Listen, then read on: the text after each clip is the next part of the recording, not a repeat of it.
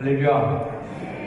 오늘도 삶의 열매를 맺기 위해, 부활의 열매를 맺기 위해 열심히 삶을 살아가시고 또 예배자로 서신 여러분 모두를 사랑하고 축복합니다. 지난주에 우리가 예수님의 죽으시고 십자가를 지신 장면에 대해서 함께 지켜보았고, 오늘은 죽은 예수님을 아리마대 사람 요셉이 자신의 무덤에 장사 지낸 후 안식이 지난 첫날 새벽, 그 새벽에 일어났던 시간으로부터 시작됩니다. 오늘 저희 설교의 주인공은 막달라 마리아입니다. 첫 번째 부활의 현장에 있었던 아주 중요한 증인 가운데 한 사람입니다. 마리아가 새벽 동이 트기 전에 무덤에 도착하는데 부활 현장, 요즘 이제 무슨 범죄 사건이라든지 무슨 사건에 현장 목격자가 굉장히 중요합니다. 그것도 첫 목격자가 누구냐 중요한데, 예수님 부활이라고 하는 어마어마한 사건이 일어난 현장을 최초로 목격한 사람이 이 막달라 마리아입니다. 굉장히 중요한 인물이겠죠. 20장 1절, 안식 후 첫날 일찍이 아직 어두울 때, 그러니까 사람의 발길이 한 번도 아직 닿지 않았던 그때에 막달라 마리아가 무덤에 도착하니까 돌문이 옮겨져 있는 걸 발견합니다.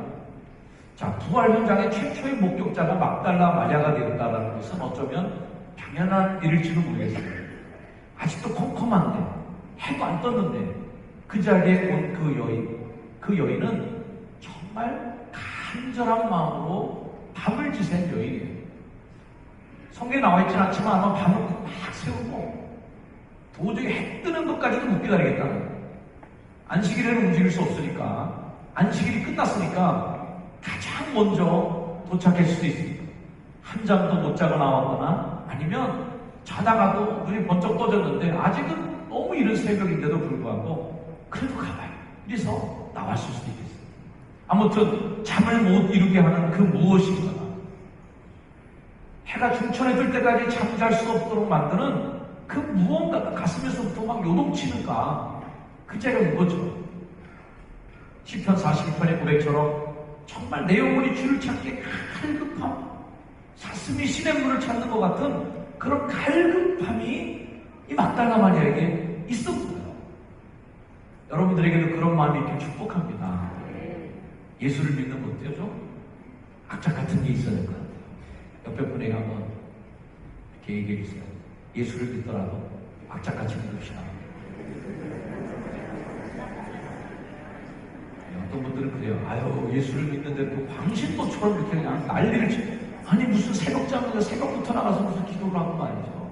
밤에 잠도 안 자고 뭐 밤중에서 또 기도하지 말고, 평일날에 또 왜 교회를 가냐고요. 이번 주 화요일부터 전도대 개강이에요. 화요일날 왜 교회를 가냐 이거예요. 속회는 또 뭐야? 셀은 또 뭐야? 성회는 또 뭐야? 다음 주 동호회까지 하면요. 동호회는 또 뭐야? 널널하게 신앙생활하고 편안하게 신앙생활할 수 있는데요. 이게 또 안다라는 게 믿음의 성장에 도움이 됩니다. 그래서 그냥 편안하게, 아유, 산은 산이다, 무릎 꿇이다 이러고 있으면은 이 지나가는 게 다 그냥 다 무의미하게 느껴집니다. 그러나 악착 같은 사람은요, 뭔가 해보는 거죠. 우리들이 지금 진리를 찾고자 하는 그런 해급한 어떤 그 진리에 대한 추구의 마음에 더하기, 어떤 감정적인 그 절실함, 이거 필요한 겁니다. 감정적으로도 여러분들이 좀 조급해지고 갈급해지길 축복합니다. 마리아가 느끼기 목마른 갈급한 이게 있으니까 새벽에도 나오는 거죠. 남들 다 자고 있는데 혼자 무덤가까지 가는 거예요. 이 기적을 맛보는 첫 번째 목격자가 되는 겁니다. 그럼 목마른 심정으로 찾아가는 새벽녘 무덤, 돌문이 옮겨진 걸 보고 깜짝 놀라서 제자들에게 이 사실을 통보해 줍니다. 자, 1절 말씀해 보니까 무덤에 와서 보니까 돌이 무덤에서 옮겨진 것을 보고 시몬 베드로와 예수께서 사랑하시던 그 다른 제자에게 달려가서 부활하셨습니다 이렇게 선포했으면 참 좋았을 텐데 그게 아니었어요. 가갖고 한 말이 뭐냐면, 사람들이 예수님의 신체를 무덤에다 두지 않고 어디로 옮겨버렸습니다. 사람들이 주님을 무덤에서 가져다가 어디 누웠는지 알 수 없는 상황이 되고 말았습니다. 지금 큰일 났어요. 시체를 도둑 맞았어요. 가서 얘기하는 게 그거예요. 이동에서 우리가 눈여겨볼 필요가 있는 것은 갈급한 마음도 가져. 오케이, 좋아요. 아주 훌륭한 점수를 딴 플러스 100점이에요. 새벽에 일찍 무덤까지 가는 행동력 플러스 200점. 엄청나게 행동력이 좋은 거예요. 마음만 먹고 안 가는 사람이 있거든요. 예수님께서 가봐야 될 거 아니야? 에휴, 어쨌든 가봐. 에휴, 가봐. 근데 이 여자는 진짜 새벽에 나간 거예요. 그리고 현장에서 그걸 보고 사람들한테 막 뛰어와서 제자들에게 가서 현장 전달도 충실하게 잘했어요.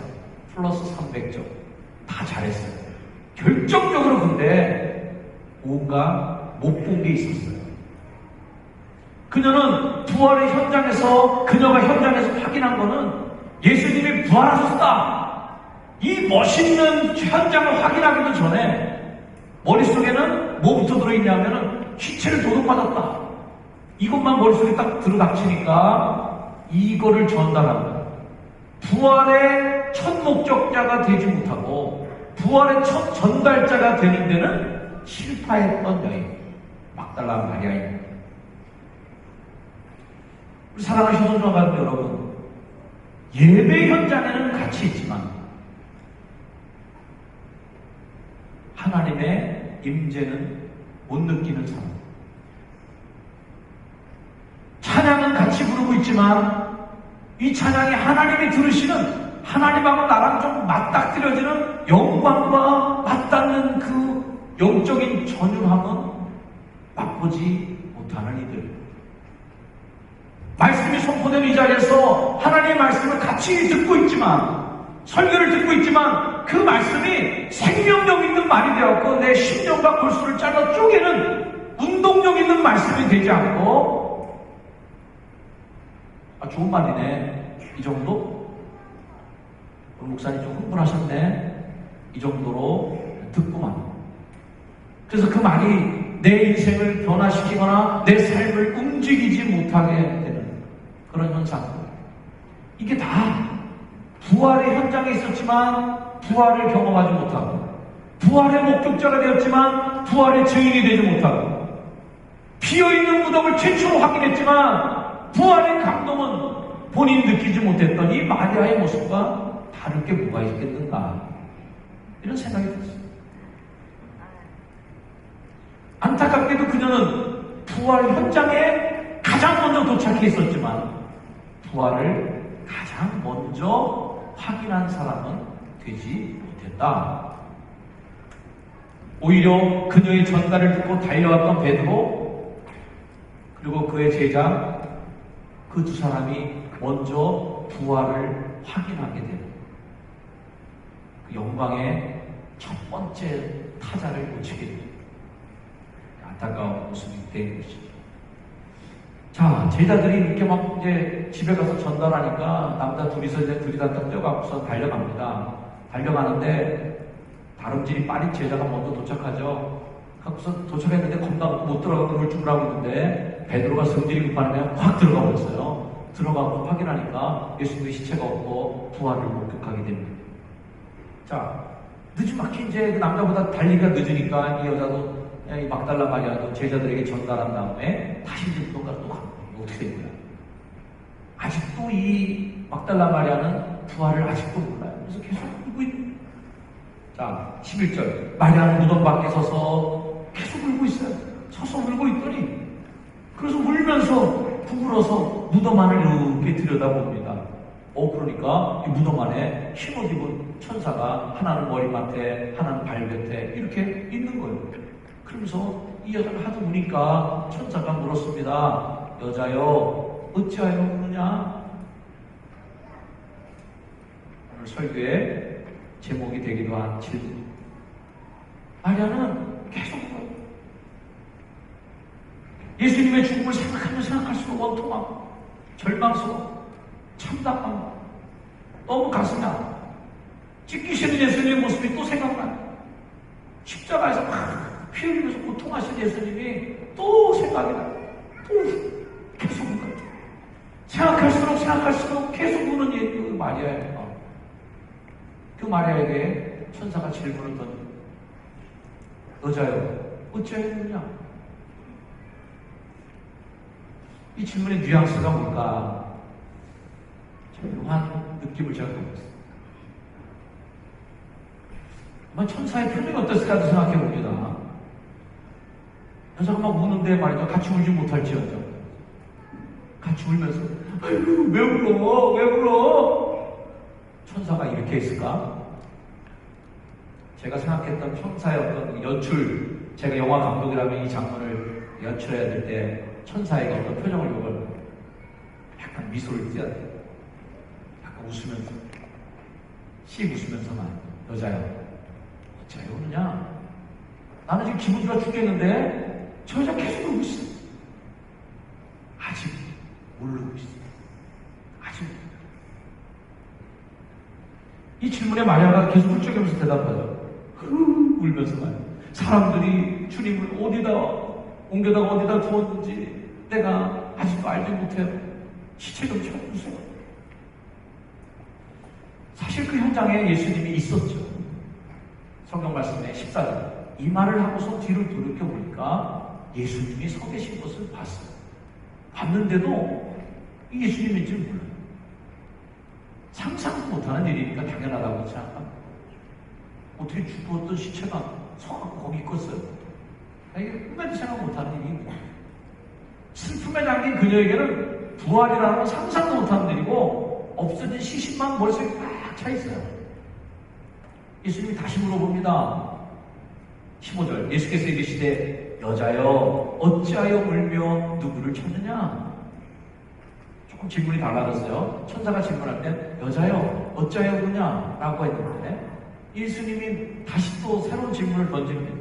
뭘 찾아? 여기 가서 뭘 찾는 거야 지금?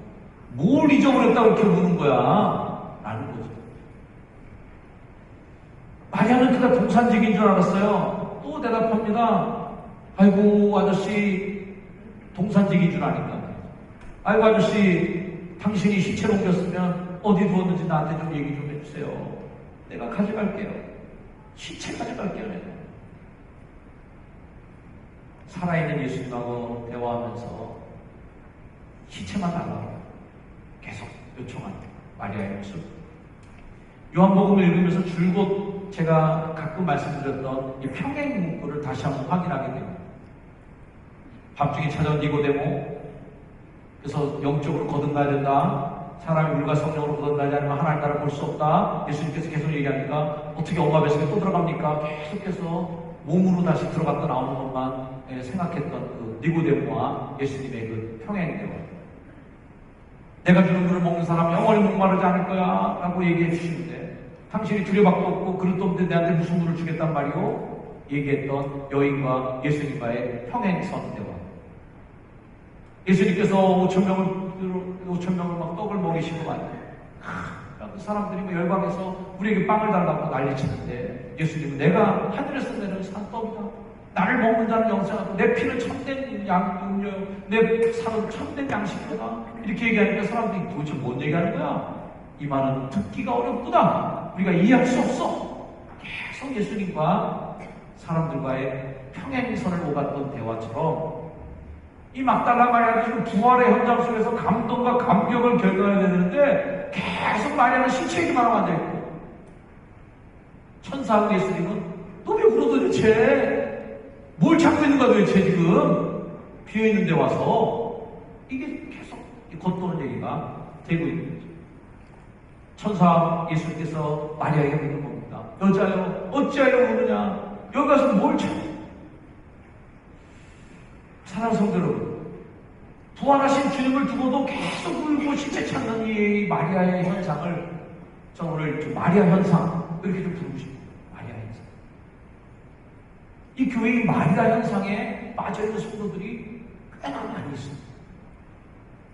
교회 와서 부활하신 예수 그리스도를 찾아야 되는데 시체 찾고 있는 사람들이 있어요.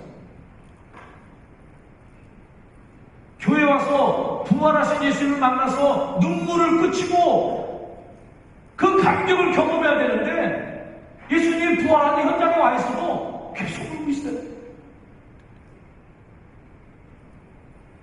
마리아 신드롬, 마리아 현상에 빠져있는 사람.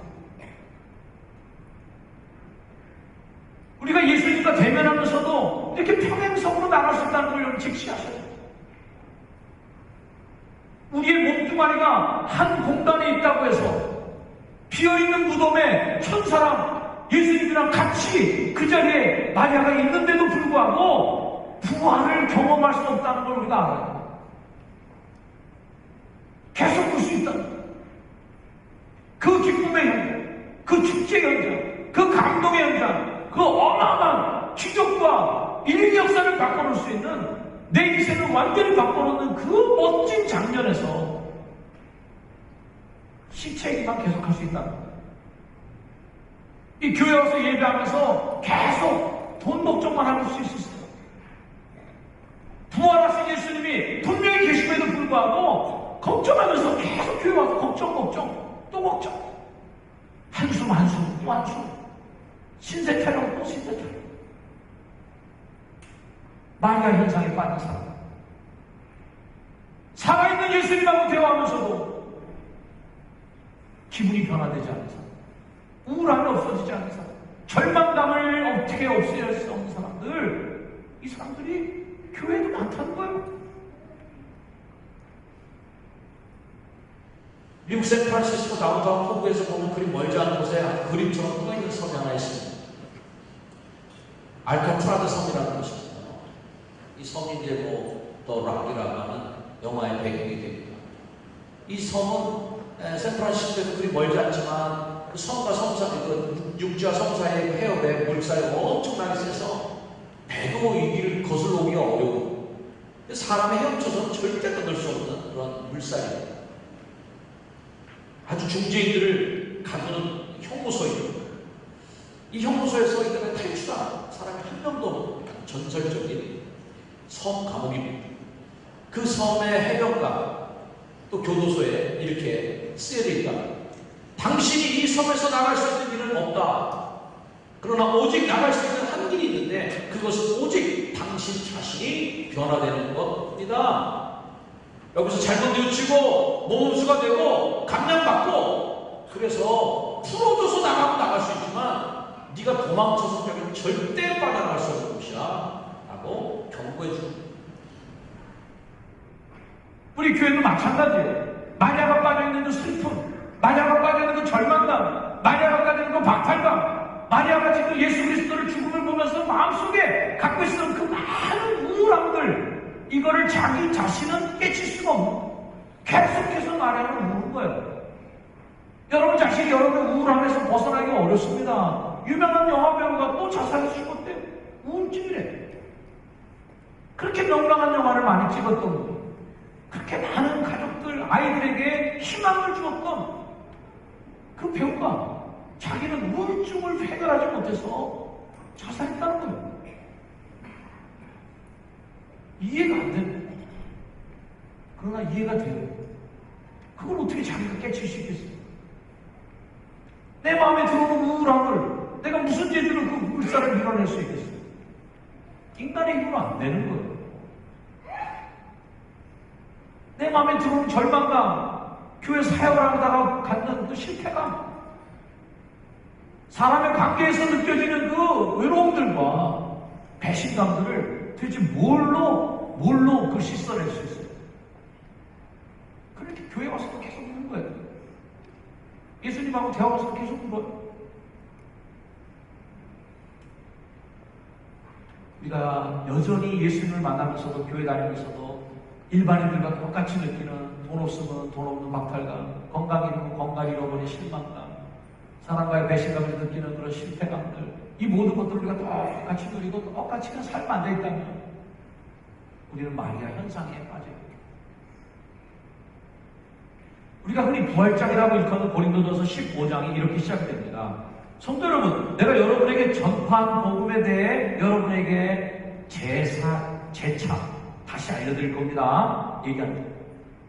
여러분에게 전파한 복음, 초대교회 복음은요, 복잡한 복음이 없었습니다. 지금이니까 이렇게 막 뭐 신학성 정도 말도 이렇게 많이 있고, 온갖 신학서적들이 제가 갖고 있는 돈을 다 싹 들여서 매달 책을 다 사도 그 책을 기독교 서적을 다 살 수가 없을 정도로 어마어마한 분량의 신학서적과 교육 신학서적들이 나오는 거예요.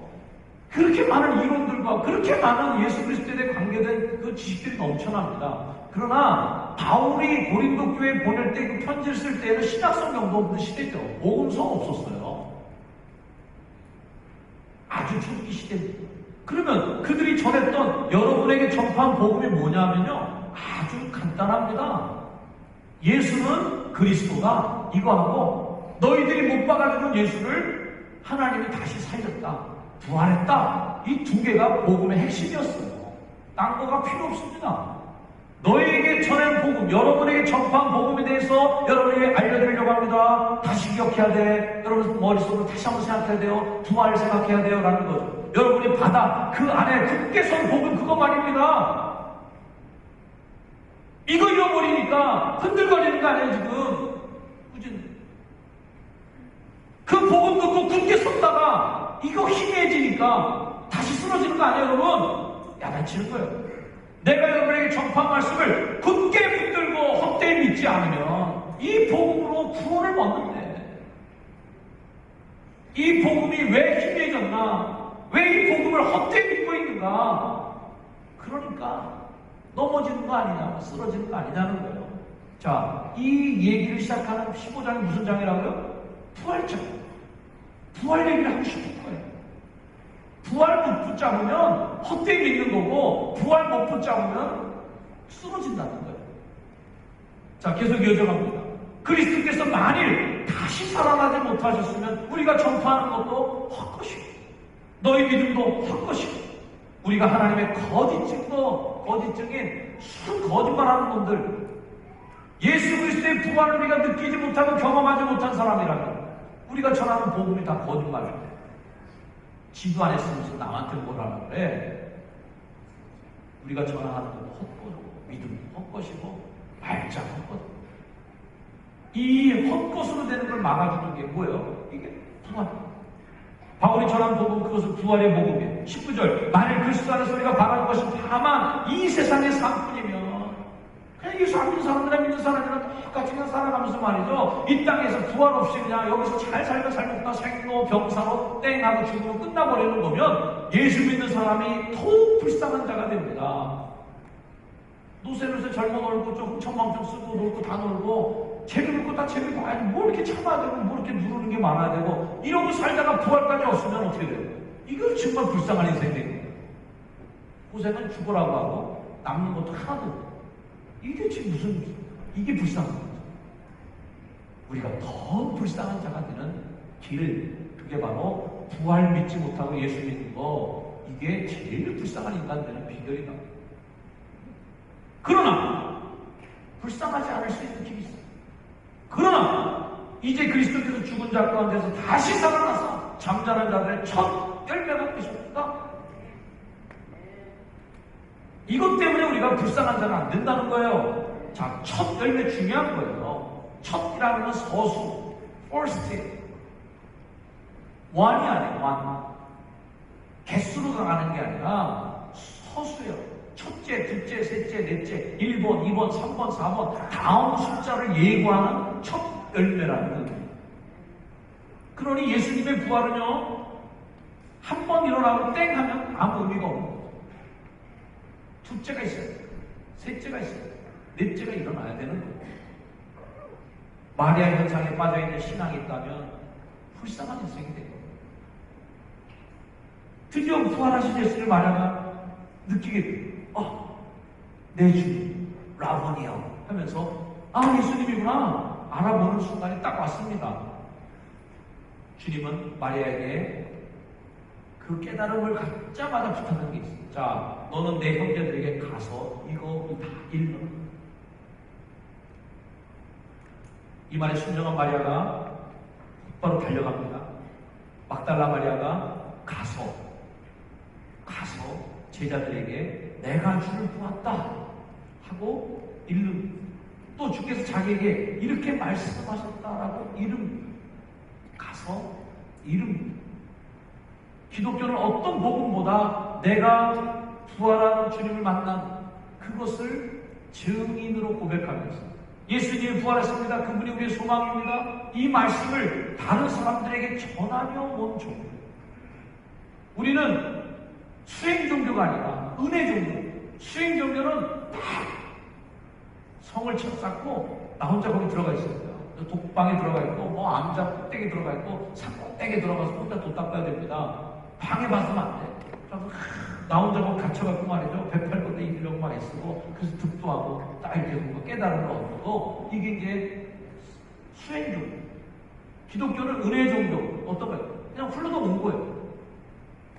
좋은 건 아니에요. 거저 주셨지만 굉장히 비싼 거예요. 그리스도의 은혜가 내게 온 거예요. 그 은혜를 갖고 있으면 그게 도둑놈이에요.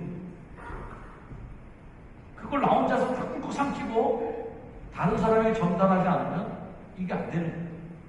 부활하신 예수 그리스도께서 마리아에게 만난 첫 번째 부탁이 뭐냐면 가서 전달해달라. 이 전달 체계가 계속해서 이 제자들이 사람들에게 죽은 예수가 살아나셨다. 못 박혀 죽은 예수가 살아나셨다. 십자가에 달린 예수가 살았다. 이 얘기를 계속해서 사람들에게 전파하는데 관리들은 그 당시에 이거 얘기하지 말아라 막기도 하고 거짓말이라고 그러고 시체를 도둑맞았다고 얘기하고 온갖 걸로 막았지만 제자들이 이 명령을 하는 것도 안 어기고 계속 전하는 겁니다. 예수님이 살았다. 또 살았다. 이거가 복음이에요. 이거를 믿는 사람이 기독교이고 그 부활을 기념하면서 안식일 첫날 일요일날 모이기 시작한 게 기독교의 시작이 되고 부활의 증인이 되었고 전 세계를 다니면서 복음을 증가하면서 해외 선교가 일어나고 부활을 느끼는 사람들이 더 많아지면서 오늘날의 기독교가 된 게 아니겠습니까? 주님은 이 마리아 현상에 갇혀있는 그 마리아에게 오늘도 부활의 경험이 너한테 일어나야 된다. 마리아야 어찌하여 울고 있느냐? 뭘 찾고 있느냐? 교회 왔을 때쯤 뭘 찾고 있을까요? 교회에서 부활하신 예수님을 찾아야지. 교회 와서 돈 찾는 분 많습니다. 우리 교회 돈 별로 없어요. 여기서 돈 찾아봐요. 돈 나올 게 없어요. 여기서 여러분 뭘 찾기 위해 교회 나오십니까? 여자야, 너 왜 이렇게 우울해 있어? 네 감정대로 왜 움직여? 첫 번째 질문. 뭘 찾느냐? 제대로 찾아. 여기서 시체 찾고 앉아있냐? 썩어진 세상도 찾고 있냐? 썩어서 시체가 될 육체를 찾고 있냐? 아니야. 부활하신 예수를 찾아야지. 너 왜 자꾸 시체만 찾고 앉아있어? 썩어질 것만 찾고 있어. 이 마리아 현상에 빠져서 사랑하는 성도 여러분, 무덤에서 나와서 주님의 부탁대로 주님이 내가 죽은 것 같다. 내가 부활하신 예수를 만났습니다. 주께서 나에게 이렇게 전하라고 말씀하셨습니다. 내가 이 부활의 증인이 되겠습니다. 이게 기독교의 참 진리요 우리가 해야 될 사명입니다. 여러분 한번 따라하시기 바랍니다. 내가 주님을 보았다. 내가 부활하신 주님을 보았다.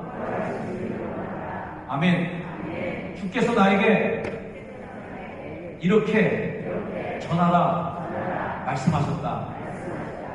화요일날 전도대에 나오자 전하자. 할렐루야. 여러분 이거 전달해야 부활의 증인이 되는 우리는 다른 거 아니야. 부활의 증인. 자신에게 한번 다시 한번 축복했어요. 나는 부활의 증인입니다. 기도하겠습니다. 가슴에 손 얹고 기도할 거예요. 주님, 내가 부활의 증인입니다. 내가 만난 예수님을 증거하게 해주시옵소서. 나도 부활을 경험하지 못하고 누구에게 부활을 증거할 수 있겠습니까? 아직 거듭남, 부활에 대한 감동이 없는 이들에게 예수를 만나는, 죽은 시신을 만나는 게 아니라 살아있는 예수를 만나는 놀라운 경험을 주시고 그 예수 그리스도를 담대하게 내가 만난 예수님을 전하는 자가 되게 해주시옵소서. 첫 번째 마리아가 제자들에게 갔을 때는 시체 도둑맞았다, 이게 전달의 소식이었지만 부활하신 예수님을 만나는 마리아의 고백에는 내가 살아계신 주님을 만났습니다. 이 고백으로 바뀐 줄로 믿습니다. 우리 모두가 그런 고백을 하는 증인되게 하옵소서. 예수님의 이름으로 기도합니다. 아멘.